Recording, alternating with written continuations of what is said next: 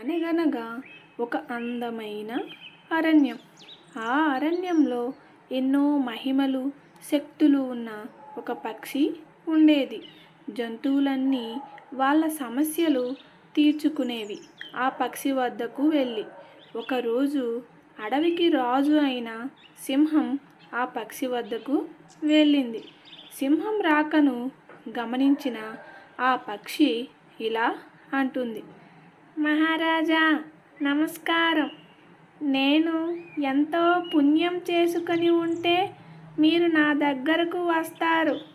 మీకు ఎలాంటి సహాయం కావాలి అన్నా నేను చేస్తాను. మీరు రావడానికి గల కారణం ఏంటి? మరేమీ లేదు మిత్రమా, నాకు ఒక సహాయం చేస్తావా? నీ కోసం అంతా తెలుసుకొని వచ్చాను. జంతువులను వేటాడి తిని జీవనం గడిపేదాన్ని.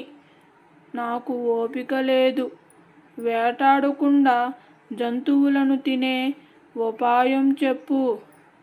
అంతేనా మహారాజా? నా దగ్గర ఉపాయం ఉంది, కానీ మిగిలిన జీవితం కూడా అలానే ఉండిపోవాలి. దానికి మీకు సమ్మతమైతే నా శక్తులను ఉపయోగిస్తా.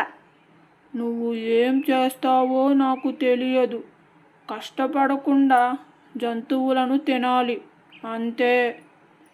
సరే అయితే, మీరు నేను ఒకటిగా కలిస్తే మీ కోరిక తీరుతుంది అంటూ తన శక్తులను ఉపయోగించి సింహం తల, శరీరం పక్షిలా మారిపోయింది.